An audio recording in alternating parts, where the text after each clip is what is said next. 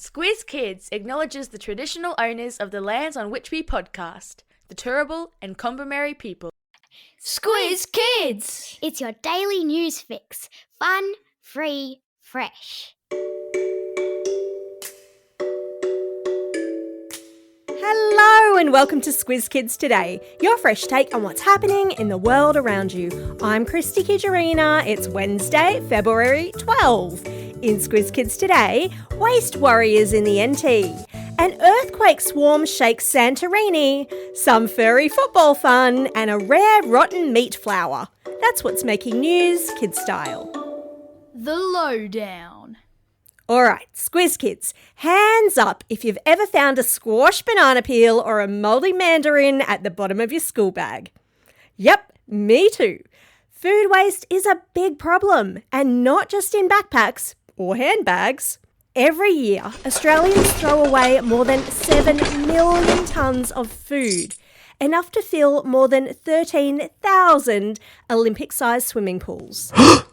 And that food waste costs our economy a whopping $36.6 billion and takes up space in landfills, where it goes on to create methane gas that's 25 times more powerful than carbon dioxide at trapping heat in our atmosphere.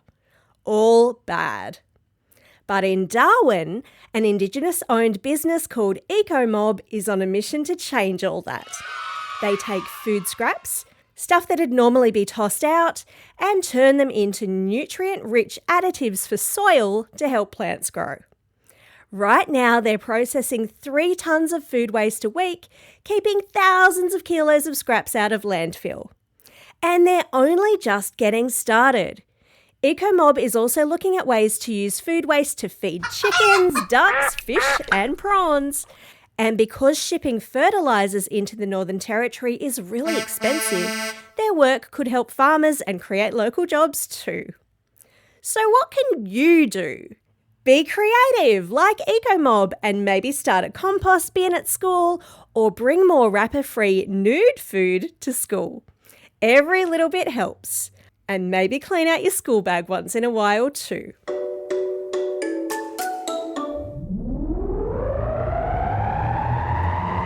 Spin the globe. Each day we give the world globe a spin and find a news story from wherever it stops.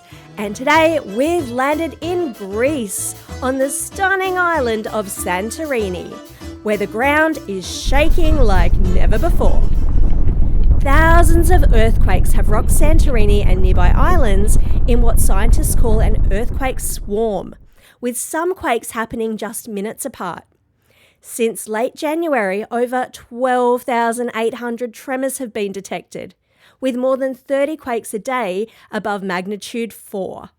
The strongest so far is at magnitude 5.1, and it was even felt as far afield as Greece's capital city, Athens, the island of Crete, and even in parts of Turkey. While the shaking has caused rockfalls and minor building damage, experts are closely watching in case this signals something bigger, like a possible volcanic eruption. Many locals and tourists have already left the island, and Greece has declared a state of emergency that will last until at least the 3rd of March, meaning that, amongst other things, schools are closed. So what happens next? Scientists can't exactly predict earthquakes, but they're keeping a close eye on the situation. If you want to know more about how earthquakes and volcanoes work, we've republished our shortcut to volcanoes and earthquakes, which will play straight after today's episode, or you can find it anytime by searching for earthquakes and volcanoes in the Classroom Companion worksheets on our website. Animal Kingdom. The Philadelphia Eagles might have beaten the Kansas City Chiefs in the Super Bowl on Sunday, but that wasn't the only game in town, because over on the Puppy Bowl field, things were getting seriously adorable. Instead of battling it out for the Lombardi Trophy, these 4-legged athletes were playing for the Lombardi Trophy. And it was Team Ruff versus Team Fluff in a tail-wagging showdown.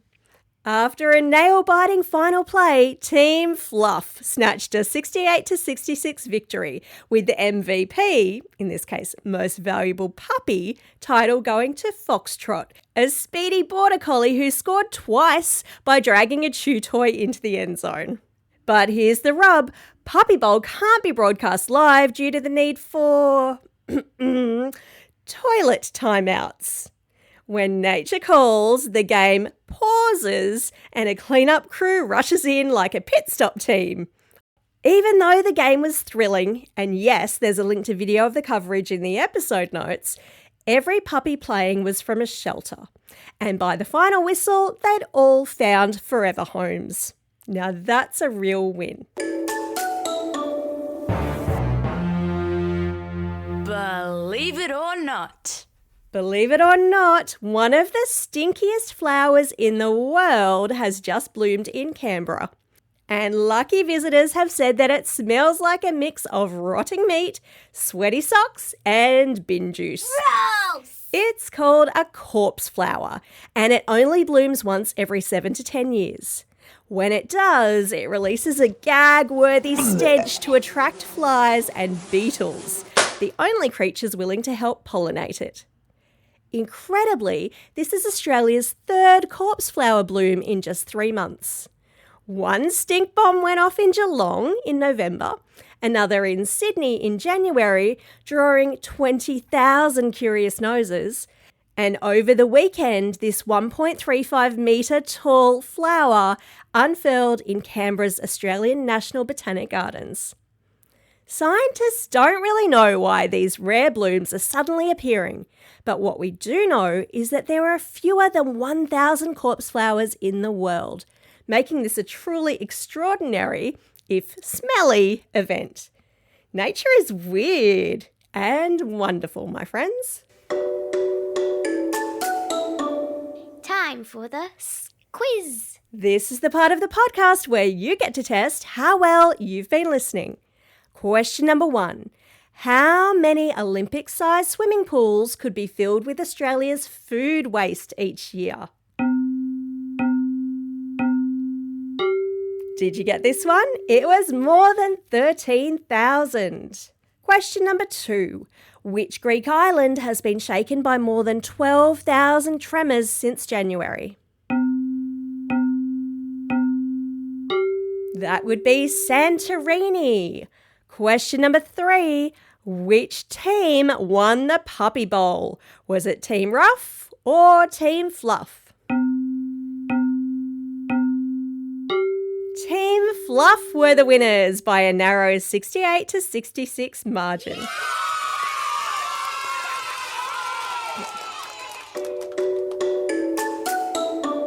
Shout-outs. It's Wednesday, February 12, Chinese Lantern Festival. This traditional Chinese holiday is celebrated 15 days after Lunar New Year, on the first full moon of the lunar calendar. People light up red, gold and multicoloured lanterns of all shapes and sizes, and some lanterns even have riddles written on them. Sounds delightful. It's also a special day for these Squiz kids celebrating a birthday today. Declan from Turramurra, Mateo from Kellyville, Eddie from Dandaloo, Lachlan from Parabadoo, and Andy from Layla Park. Belated birthday shout-outs today go to Jack from Bradbury, Saxon, Lucinda, Noah, Belia, Leo and Karina, all from the Gold Coast. Ruben and Macy from Runner Waters, Abby and Lachlan from Yass, and Cooper, Ashan and Julia, all from Parabadoo. And classroom shout-outs today go to Year 1 with Mr. Strike at Winona School in North Sydney.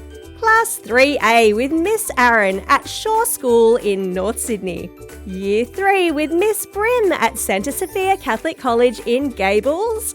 And last but definitely not least, 5B with Miss Kane at the Willows State School in Townsville.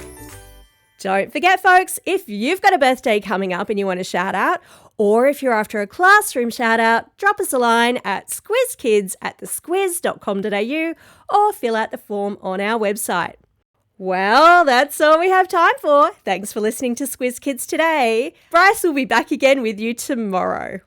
In the meantime, get out there and have a most excellent day. Over and out.